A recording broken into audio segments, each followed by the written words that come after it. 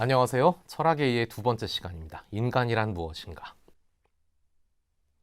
지난 시간에 저는 철학이 인간의 이성을 제대로 활용할 수 있는 고도의 지적인 활동이다라고 말씀드린 바 있습니다. 그렇다고 해서 우리한테 이성만 있는 건 결코 아니죠. 동시에 욕구가 있어요. 욕망이란 게 있습니다. 자연적인 상태에서 이 둘은 사이 나쁜 형제 같습니다. 언제나 싸우려 들어요. 예를 들어서 길을 가는데 바닥에 무슨 가방이 떨어져 있습니다. 가만 보니까 다 이렇게 돈이 가득 담겨 있다고 우리 한번 해보죠. 여기서 누가 이기냐에 따라서 결과가 달라지죠. 욕망이 이긴다면 이 돈가방을 그냥 들고 가는 거죠. 내가. 이성이 이긴다면요. 가까운 파출소에 신고하고 가져가서 이렇게 건네주면 됩니다. 좀 극단적인 경우입니까? 그럼 우리 일상에서 늘 경험하는 걸로 한번 예를 들어볼게요. 내일 아침에 건강검진이 있다고 한번 해보죠. 그럼 보통은 그 전날 저녁 이후로 금식을 하잖아요.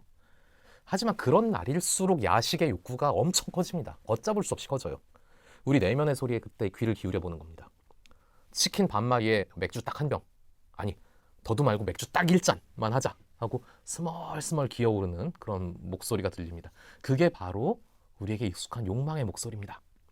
하지만 여기서 이성도 목소리를 내죠. 이봐, 그러다간 내일 건강검진 망한다. 어서 그 잔을 내려놓지 못할까? 이 순간 여러분은 어떤 결정을 내리시겠습니까? 사람에겐 이성이 정말 중요해요. 보통 맞는 말을 하는 쪽은 이성이니까요. 하지만 사람이 이성만으로 살 수 있어요? 그렇지 않습니다. 욕망은 그냥 나쁘기만 한 겁니까? 그렇지 않습니다. 우리 인간은 어떤 존재일지, 이성을 중심으로 바라봐야 하는 존재인지 아니면 욕망을 중심으로 바라봐야 되는 존재인지 그 기준을 따라서 우리가 철학자들을 크게 거칠게 두 분류로 나누기도 합니다. 오늘은 그 이야기를 중심으로 강의를 진행하고자 합니다. 이 교재에는요, 이성파, 욕망파에서 이제 여러 철학자들을 소개하고 있는데 제가 이분들을 전부 다 말하기에는 너무 피상적으로 갈 것 같고 또 시간도 많이 부족하니까 그 중에서 이성파 2명, 또 욕망파 1명 이렇게 골라서 3명만 골라서 간단히 안내하도록 하겠습니다. 먼저 아리스토텔레스입니다. 아리스토텔레스는 우리의 모든 선택과 결정이 어떤 좋음을 목표로 한다는 상식을 대전제로 놓고 출발을 합니다. 그런데 좋은 게 있다면 더 좋은 것도 있고 가장 좋은 것도 있습니다. 예를 들어서 술을 좋아한다. 그러면은 막걸리 좋죠. 예. 근데 그거보다는 증류된 소주가 더 좋고 그것보다는 위스키가 더 좋죠. 위스키 중에서도 15년짜리도 있고 30년짜리도 있고 우열이 다 나뉘지 않습니까? 그런 것처럼 좋은 게 있다면 더 좋은 게 있고 가장 좋은 게 있다는 겁니다. 그 가장 좋은 것을, 즉 우리가 살면서 마침내 누리고 싶은 바로 그것을 행복이라고 말합니다. 그런데 우리는 보통 이 행복을 주관적인 만족에 따르는 어떤 감정, 행복감이나 행복한 상태로 바라보지만 아리스토텔레스는요, 이 행복에도 객관적인 정답이 있다고 해요. 즉 인간이 인간의 고유의 활동을 제대로 해낼 때 행복하다는 그런 입장입니다. 그런데 인간 고유의 활동은 역시 아무래도 아리스토텔레스가 보기에는 이성 말고는 딱히 없었던 것 같아요. 그래서 아리스토텔레스가 이렇게 말합니다. 인간의 행복이란 이성에 따르는 영혼의 활동이다. 그리고 탁월함에 따르는 영혼의 활동이다. 라는 결론을 냅니다. 물론 이 탁월함을 실제로 발휘하는 데에는 여러 가지 외적 요소들의 도움이나 방해가 있어요. 행운의 요소도 있고 불운의 요소들도 있죠. 그러나 아리스토텔레스는 이런 행운과 불운의 요소들을 전부 다 부차적인 것들로 치워둡니다. 그래서 행운과 행복은 서로 전혀 다른 것이라고 못 박아둬요. 덕을 따라가는 영혼의 활동이 있는 한 그것이 바로 행복이고 인간에게 가장 안정적인 일이라고 말합니다. 그리고 제가 아까 어떤 설명 없이 탁월함 이런 말을 했는데 고대 그리스인들은 이 말을 아레테라고 하고요. 이거는 무슨 뜻이냐면은 뭔가를 월등한 수준으로 만들어내는 그 힘이에요. 예를 들어서 누가 시력이 아주 독보적으로 좋다. 그럼 그 사람은 눈에 덕이 있는 사람이에요. 눈에 탁월함. 뭘 먹어도 막 소화를 잘 시켜요. 그럼 그 사람은 위장의 덕과 위장의 탁월함이 있는 사람입니다. 이 덕은요, 또 두 가지로 나뉩니다. 아리스토텔레스의 분류인데 하나는 성품의 덕이고요. 또 하나는 사유의 덕이에요. 이 성품의 덕부터 먼저 보겠습니다. 이 성품의 덕을 간단히 말하면 이래요. 아리스토텔레스는요, 어떤 특정한 상황에 특정한 행위에 골몰하는 것이 아니라 그 행위를 하고 있는 사람의 성품에 초점을 맞춰요. 이게 현대 윤리학과 고대 그리스의 윤리학의 큰 차이 중에 하나입니다. 그리고 이 성품을 완성하는 거는 다름 아닌 습관입니다. 좋은 습관을 들이는 게 관건이라고 하죠. 우리가 어떤 사람의 덕을 두고 말할 때, 야, 저게 선천적으로 타고난 건가, 아니면 후천적으로 배운 건가, 이게 궁금해질 때가 있어요. 아리스토텔레스는 이 둘의 절충을 이야기합니다. 성품의 덕이라는 게 완전히 선천적인 거면, 타고나는 거라면 우리가 습관을 애써 들일 필요도 없어요. 별도의 교육도 필요가 없습니다. 그러나 그렇다고 해서 적당한 잠재력조차 아예 없다면 후천적인 노력도 의미가 없는 그런 결과가 나오겠죠. 그래서 둘 사이에 이 절충을 택합니다. 이렇게 해서 사람의 성품이 형성이 된다면, 그럼 우리는 그렇게 형성된 성품을 어떻게 알아볼 수 있을까요? 이것도 그렇게 어렵진 않습니다. 그 사람이 언제 즐거워하고 언제 괴로워하는지를 보면 알 수가 있습니다. 예를 들어서 누군가가 이렇게 말초적인 쾌락을 즐길 그런 상황이 있어요. 근데 이거를 기꺼이 멀리하고 기꺼이 삼갈 수 있다면, 고통스러워하지 않는다면 그 삼가는 것을, 그 사람은 절제하는 성품의 덕을 갖춘 사람이라고 우리가 말할 수 있겠죠.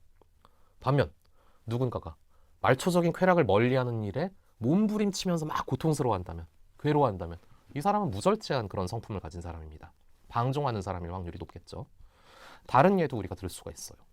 자기가 맞서서 정면으로 해결해야 하는 일이라면 공포스러운 일, 두려운 일도 견디고 그렇게 해서 인내하고 또 즐거움을 누리는 사람이 있다면 그 사람은 용기 있는 사람일 겁니다. 근데 그런 상황마다 외면하고 회피하고 도망간다면 그 사람은 비겁한 사람이겠죠. 이제 우리 이야기는 다시 덕으로 돌아옵니다. 아리스토텔레스는요, 이 덕이 바로 중용에서 비롯된다고 말을 해요. 우리 교재에도 나와 있습니다만 제가 오늘 강의를 통해서 조금 더 설명을 해보겠습니다. 중용이란 말은 우리가 동양 철학의 전통에서도 꽤 많이 들어본 말이에요. 주의해야 될 점은 이 중용이 단순히 어떤 둘 사이의 평균이나 중간을 가리키는 게 아니라는 말입니다. 예를 들어서 자연수 1, 2, 3에서 2가 있다고 쳐보죠. 2는 1과 3의 중간이에요. 또 우리가 지도를 놓고 볼 때 우리 대한민국은 중국과 일본의 사이에 있어요. 그 중간에 있어요. 그런 중간은 산수를 알고 지리를 알면 누가 봐도 명백하고 달라질 수도 없는 아주 기계적인 그런 중간입니다. 아리스토텔레스가 말하고 있는 그 중용과는 거리가 먼 그런 중간이에요. 야식을 먹는다고 한번 해보죠. 제가 오늘 야식 얘기 너무 많이 하죠. 양념치킨 2마리 어떻습니까? 너무 많은 양입니까? 그럼 닭날개 하나 어떤가요? 너무 적다고요? 아니면 옛날 군대에서 정량 배식을 하듯이 누구나 한 마리씩 1인 1닭 하는 건 어떨까요? 그게 좋은 걸까요? 이건요, 경우에 따라서 상황에 따라서 답이 다 달라지는 문제들이에요. 누구나 다 1인 1닭 하는 게 겉으론 공평한 것 같이 보여도 실제로 공평하지가 않습니다. 왜냐하면 각자에게 필요 충분한 양, 즉 적정량이라는 것은 사람마다 다 다릅니다. 저처럼 이슬만 먹고 사는 사람한테는 한 마리도 너무 많아요. 누군가에겐 2마리가 필요할 수도 있어요. 여기서 각자에게 맞는 그 적정량을 중용이라고 생각하시면 비슷할 겁니다. 3마리를 먹어야 성이 차는 그런 씨름 선수도 있겠죠. 그 사람한테는 3마리가 중용입니다. 그 다음에 어린이는 반마리로도 충분한 경우가 있어요. 그 어린이에게는 그 반마리가 중용이에요. 다시 말해서 누가 하느냐에 따라서 또 그 맥락과 시점에 따라서 중용은 또 달라지게 마련입니다. 그러한 요소들을 고려해서 지나치지도 않고 모자라지도 않는 그런 감정과 행동의 최적의 지점을 찾아내는 것, 그게 바로 중용입니다. 이 중용에서 멀리 떨어진 것들, 즉 지나친 것, 또 모자란 것은 모두 악덕이에요. 그래서 아리스토텔레스는 중용을 이렇게 설명합니다. 마땅히 그래야 할 때, 마땅히 그래야 할 일에 대해서, 마땅히 그래야 할 사람을 향해서, 또 마땅히 그래야 할 목적을 위해서, 마땅히 그래야 할 방식으로 감정을 갖는 것이 중용이고 최선이다 라고 말합니다. 참 고려할 게 많습니다. 하지만 이 중에서 한 가지라도 고려하지 않으면 뭔가 우리가 원치 않는 상황이 벌어지게 마련이에요. 그건 우리가 경험으로 알고 있습니다. 자, 덕이라는 것은요, 어떤 악덕의 반대말이 아니에요. 두 악덕 사이에 적절한 중간 지점인 최적의 지점, 중용을 선택하는 게 바로 덕입니다. 용기라는 덕을 우리가 한번 예를 들어보죠.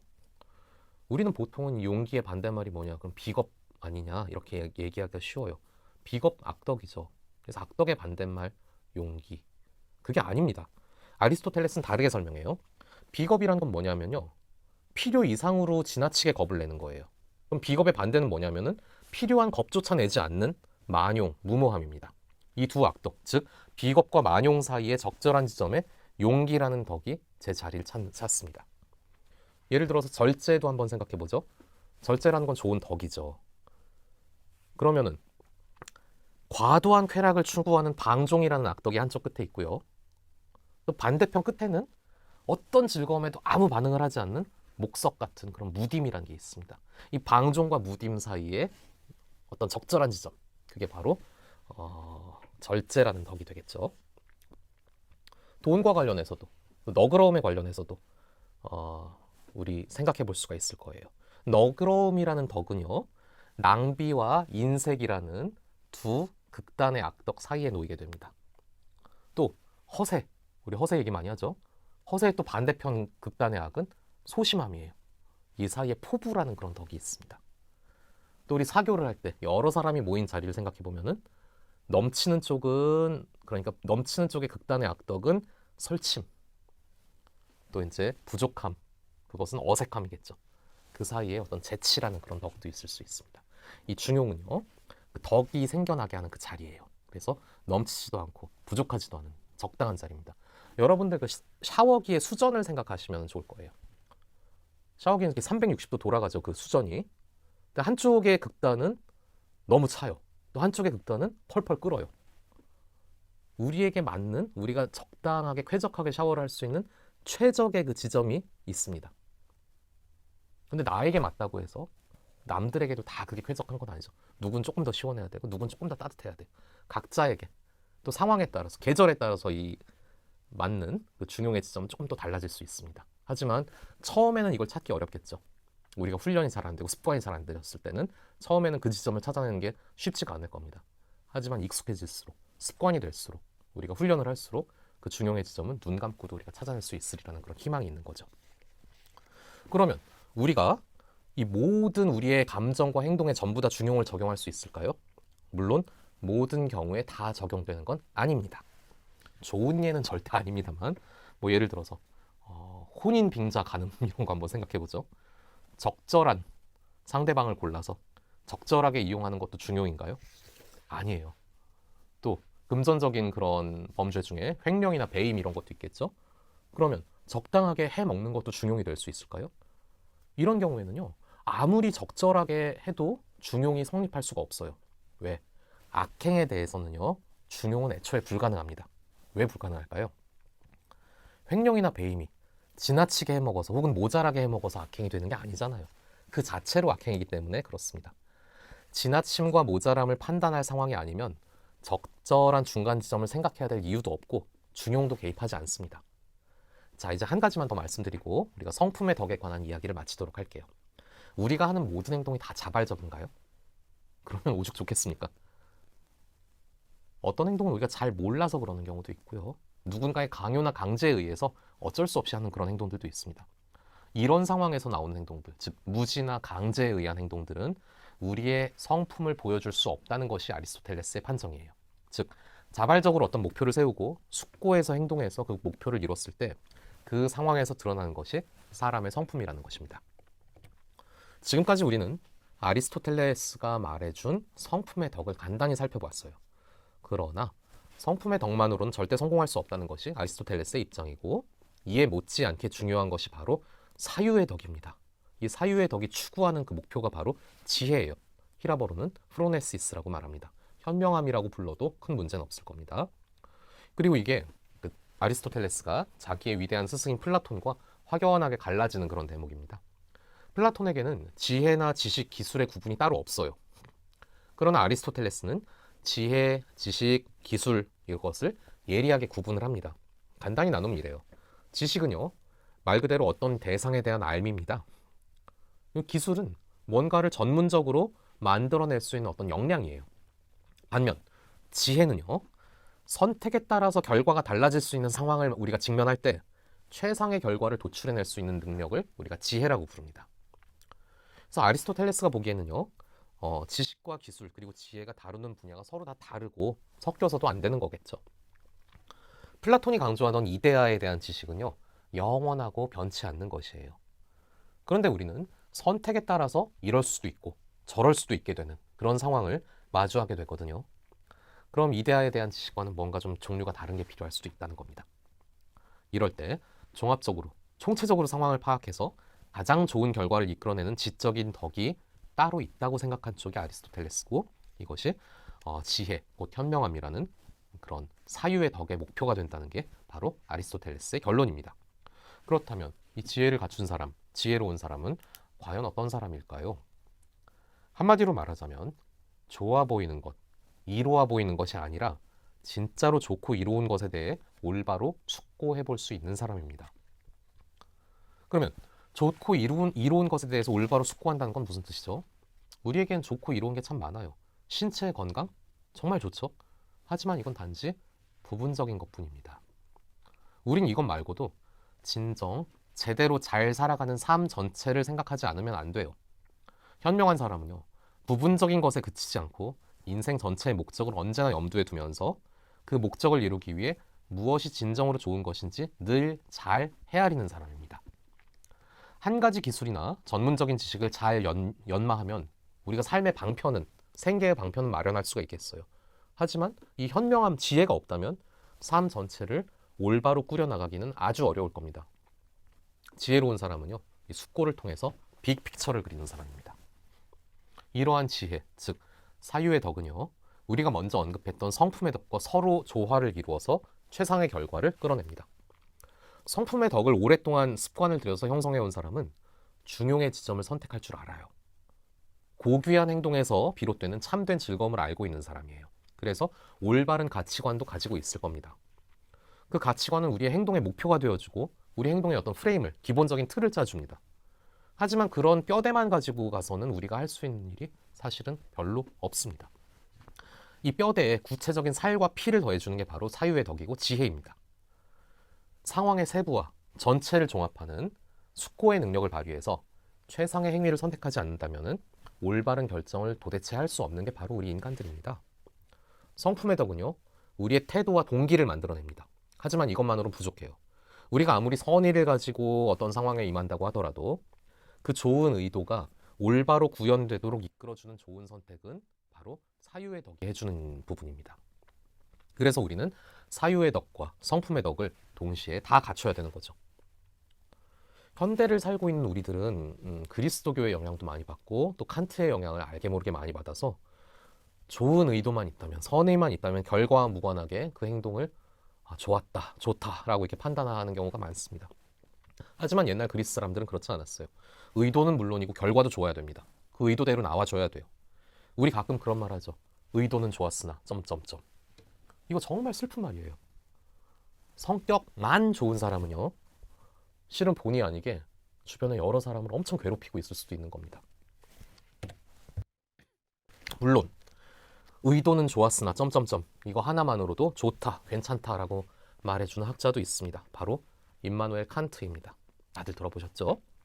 우리가 생각하는 어떤 꼿꼿한 선비 같은 철학자의 이미지, 그리고 금욕적인 수행을 거듭하는 수도자의 모습, 이 두 개를 딱 합쳐 놓으면은 임마누엘 칸트가 나와요. 칸트는 실천이성 비판이라는 책에서 자신의 윤리학적인 견해를 정연하게 펼쳐냅니다. 이 사람들은 이 칸트의 이론을 두고 의무론이라고 보통 부릅니다. 쉽게 말하면 해야 되는 건 반드시 해야 되고 하지 말아야 될 일은 절대 하면 안 된다. 그런 의무가 있다라고 보는 쪽이에요. 그래서 칸트의 윤리학은 당위와 금지로 구성이 됩니다. 물론 파고 들어가면 이렇게 단순하진 않죠. 먼저 칸트는 사람의 행위에 대해서 판단을 할 때 이 사람이 과연 어떤 의지를 가지고 행동하느냐가 제일 중요하다고 봐요.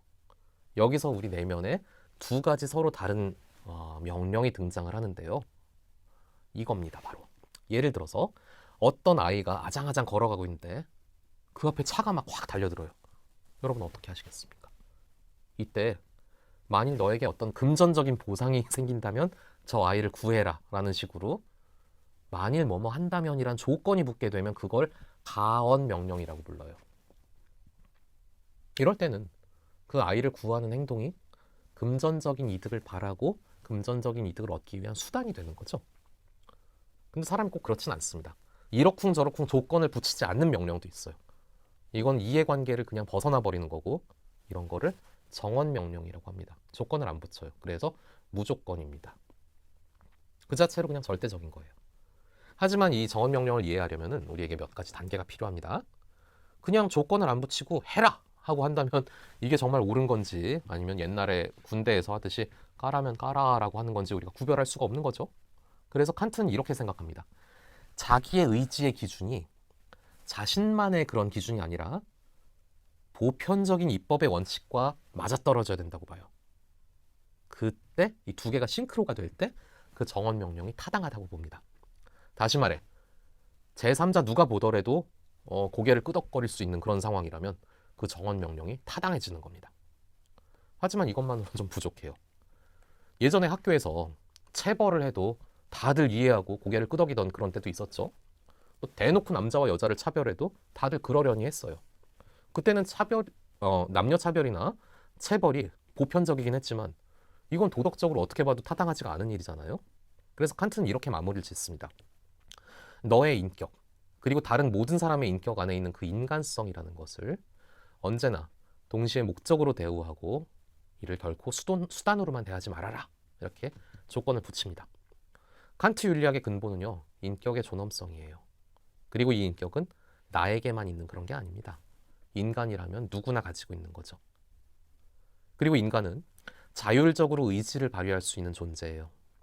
다시 말해 이렇게 할 수도 있고 저렇게 할 수도 있는 그 선택의 갈림길에서 욕망에 굴복하지 말고 이성적으로 자율적으로 선의를 발휘할 수 있는 그런 존재가 된다는 말입니다. 스스로 선택한 법칙에 따라서 도덕적인 행위를 하는 자율적인 존재이니까 인간은 도덕의 입법자이기도 합니다. 물론 칸트의 생각도 완벽한 건 아닙니다. 약점이 있어요. 먼저 칸트가 제시하는 도덕적인 행위는 행복과 별 관계가 없을 확률이 높습니다.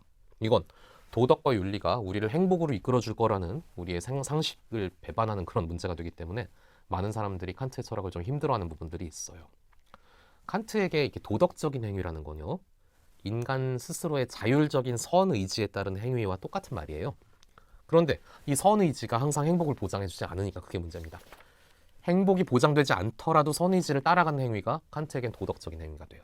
반대로 행복을 목적으로 어떤 행위를 한다면 그건 칸트가 보기에는 도덕적인 게 아닙니다. 칸트에게 중요한 건 의도고 결과가 아니에요. 두 번째, 정언 명령을 따라가는 그런 과정에서 정언 명령들끼리 갈등이 생기면 어쩌냐 그런 문제가 등장할 수가 있습니다. 예를 들어서 거짓말을 하면 안 되고 항상 진실만을 말해라. 좋아요. 친구들을 항상 사랑하고 존중해라. 보호해라. 좋습니다. 그런데 어떤 총기 난사범이 기관총 2정을 들고 이렇게 교실로 들어왔어요. 네 친구들 어딨냐? 이렇게 물어볼 수 있습니다. 뭐라고 해야 됩니까? 항상 진실만을 말해야 되니까 재영이는 화장실 2번째 칸으로 숨었고 기현이는 매점으로 도망가 있습니다. 이렇게 말해야 될까요? 그러면 진실을 말하면서 친구들을 사랑하고 보호해야 되는 의무는 저버리게 되는 거죠. 친구들을 사랑하고 보호하려면 거짓말을 해야 되는데 그러면 거짓말을 하면 안 된다는 절대 의무를 깨버리는 일입니다. 너무 극단적인 예입니까? 미국에서는 일상이 된 일입니다. 또 칸트 윤리학에서 발생하는 또 다른 어려움이 있어요. 이 당위와 금지로 설정되는 그 독특한 체계 안에서 발생하는 건데 당위는 해야만 하는 일이고 금지는 우리가 하면 안 되는 거죠.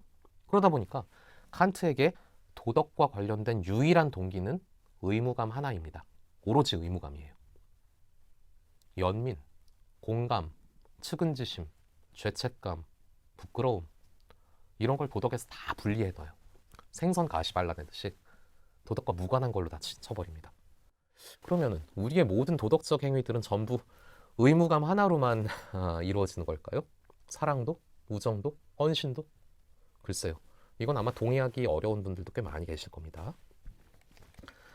자, 이제 우리 마지막으로요. 아리스토텔레스, 칸트를 보았고 마지막으로 욕망을 이렇게 통해서 인간을 바라보았던 철학자 중에 토마스 홉스를 이렇게 살펴볼 차례입니다. 홉스는 영국의 근대 철학의 기반을 놓은 그런 학자예요. 토마스 홉스는요, 이 세계를 물체 운동으로 바라봅니다. 과학자의 시선 같죠? 실제로 그래요. 홉스의 관심사는 자연 법칙이라는 걸 찾아내서 그 원인과 결과를 밝히는 그런 일입니다. 그리고 그런 거를 참된 지식이라고 불렀고 철학이라고 불렀어요. 홉스의 관점에서 보자면은 인간도 역시 그냥 물체예요. 그렇기 때문에 자연 법칙을 거스를 수가 없습니다. 인과적으로 운동하는 수밖에 없는 거예요. 그래서 인간들의 운동을 잘 관찰하다 보면 그 원인이 되는 뭔가가 있을 거고 이에 따라 필연적으로 생겨나는 결과들이 있다는 게 홉스의 가설입니다. 인간 개개인의 삶이 이러한 인과적인 운동을 하니까 인간들이 모여서 이룬 사회 역시 이런 자연적인 운동의 법칙에 따라 운영된다는 게 바로 홉스의 입장이죠. 그럼 홉스의 윤리학이라는 건 뭐냐? 이 사회 내부에서 인간이 파악하는 좋음과 나쁨에 대한 지식을 모으는 일이 돼요. 홉스의 이런 믿음은 참 대담하죠. 그리고 알기도 쉽습니다. 인간들의 총합인 이런 사회를 과학적인 방식으로 구성하면 그 안에서 살아가는 개개인의 행복에 대해서도 실마리가 풀린다는 게 이분의 입장입니다. 만인 대 만인에 대한 투쟁 많이 들어보셨죠? 이게 바로 홉스가 한 말입니다. 이런 맥락에서 전면적으로 등장하는 말이에요. 홉스 본인이 이렇게 얘기해요. 인간이라는 물체의 운동을 가만히 살펴봤다. 그랬더니 인간을 움직이는 동기는 사익의 추구, 즉 이기심에 있다. 이겁니다. 인간은 예외 없이 필연적으로 자기 자신에게 좋은 거를 욕망한다라는 그런 말이에요. 그러면 이런 전제에서는 어떤 그림이 그려지시나요? 다들 자기 이익을 위해서 행동을 한다. 홉스는요, 개인 서로 간에 힘의 차이가 없고 평등하다고 전제를 한 다음에 각자 자기 이익을 위해서 살아가는 모습을 인간의 자연 상태라고 부릅니다. 근데 문제가 있죠. 인간의 욕구를 충족시켜주는 물자는 제한돼 있어요. 홉스는 이 한정된 자원을 차지하기 위해서 사람들이 서로 힘으로 겨루게 될 거고 다투게 될 거고 그 결과 상호 간의 폭력이 난무하는 상태로 귀결될 거라고 해요. 바로 만인에 대한 투쟁이란 게 그런 겁니다. 상황이 그러하다면 인간은 자기 이익을 얻기 위해서 모든 사람을 상대로 생존 투쟁을 해야 되는 그런 상태에 처하게 됩니다. 이게 바로 만인에 대한 투쟁이죠. 그럼 그 결과는 어떻게 되죠? 혹시 인류의 전멸이 아닐까요? 그런데 홉스의 생각이 이게 다는 아닙니다. 인간에게는 사익을 추구하는 이기적인 욕망도 있지만 인간에게는 자연적으로 주어진 어떤 권리도 있다고 봐요. 이러한 전면적인 상호투쟁 상태가 불가피한 거라면 사람에게 어떤 최고의 이익이 되는 거는 이 전쟁에서 살아남는 일입니다. 나중에 이 생존에 대한 이 권리가 인간의 자연권과 자연법 사상의 토대가 됩니다. 인간은 자기 보존을 위해서 판단하고 행동할 자연적인 권리가 있어요. 동시에 다른 사람들도 사람인 이상 같은 처지에 있고요. 따라서 자기 보존을 위해 행동할 권리가 있다는 점을 존중해야 된다라는 법칙이 바로 그 자연법입니다. 이는 사회 구성을 위해서 필요한 최소한의 법칙이 돼요. 동서고금을 막론하고 우리의 윤리의 황금률은 이거죠. 네가 당하고 싶지 않은 일을 남들에게도 하지 마라. 바로 그 법칙과 비슷해질 수밖에 없습니다. 우리가 살아남기 위해서라도 말이죠. 다시 말하자면 이렇습니다. 개인의 최고의 이익은 만인에 대한 투쟁 속에서 살아남는 일이에요. 생존이에요. 그 전제하에서 스스로를 보호하고 살아남을 권리를 깨닫고 이 자기보존으로부터 타인의 똑같은 권리, 타인의 자기보존 권리, 생존권도 인정을 해줘야 된다라는 의무를 갖게 되는 그런 최소한도의 법칙을 얻어낸 거죠. 하지만 더 큰 문제는 여기서 생겨요. 법칙을 발견했다고 해서 그게 아무런 무리 없이 바로 적용되는 건 아니니까요. 홉스가 살아가던 근대 영국의 사회는요, 고대 그리스의 어떤 소규모 도시국가도 아니고 중세의 촌락도 아닙니다. 걷잡을 수 없이 복잡해지고 커져만 가는 그 근대의 사회 속에서 서로의 생존이 보장되는 자연법이 어떻게 하면 원활하게 구현이 될까, 작동이 될까라는 문제는 반드시 해결을 해내야 되는 그런 과제가 됩니다. 홉스는 여기서 나름의 해법을 제시합니다. 서로 정말 죽을 때까지 치고받고 싸우는 게 아니라 서로 계약을 하자는 거예요. 동의와 합의를 통해서 사회를 구성하자는 겁니다. 우린 이거를 사회계약이라고 부릅니다. 홉스의 판단에 따르면요, 이러한 사회계약은 아주 쓸모가 있어요. 왜냐하면은 이기적으로만 행동하려는 개개인에게 계약을 지키자, 계약의 준수라는 어떤 특정한 지침을 제공해서 싸움을 제어할 수 있는, 컨트롤할 수 있는 그런 가능성이 생기거든요. 그런데 이것도 그렇게 쉽지가 않은 게 이 계약이 효력을 보려면 사회 구성원 모두가 예외 없이 여기에 동의를 해야 됩니다. 안 그러면 이 사회 계약을 거부하는 사람들을 중심으로 안 좋은 의미의 개토가 형성되고 치외법권이 형성될 수가 있어요. 그럼 사회 계약은 그만큼 약해지는 겁니다. 그런데 홉스가 여기에 대해서 굉장히 낙관적으로 생각을 해요. 걱정하지 마라 이렇게 얘기합니다. 왜 그렇죠? 개인의 최고의 이익은 아까 살아남는 거라 그랬죠. 생존이라 그랬죠. 자기 보존이라 그랬죠. 그러니까 이걸 보장해주는 사회계약에 인감도장을 찍지 않을 사람이 없다는 겁니다.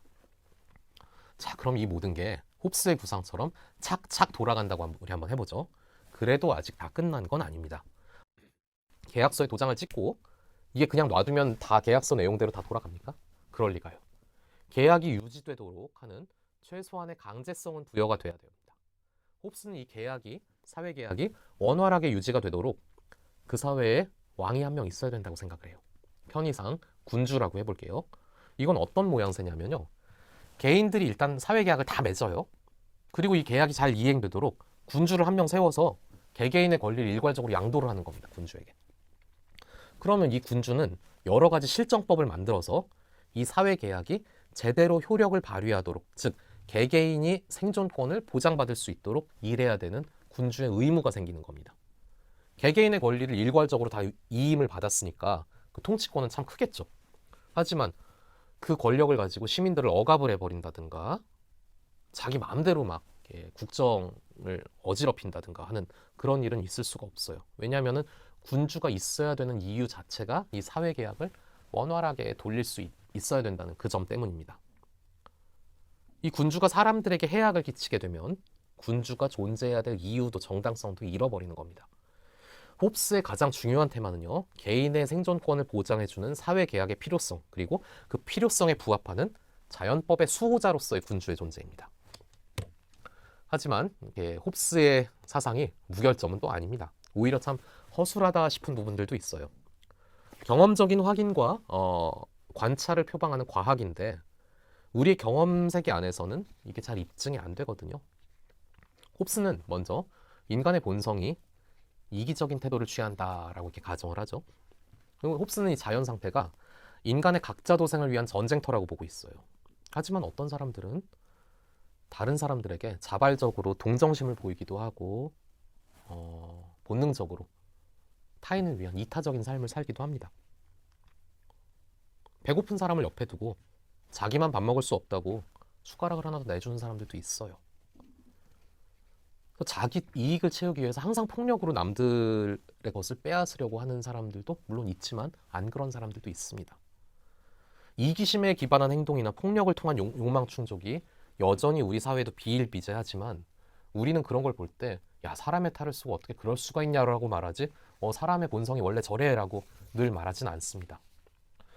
우물가에서 우물에 떨어질 것 같은 어떤 어린아이를 보면 누구나 차마 외면하지 못하는 마음을 보여준다는 맹자의 측은지심, 이게 바로 홉스를 반박하기에 좋은 예가 될 수 있을 겁니다.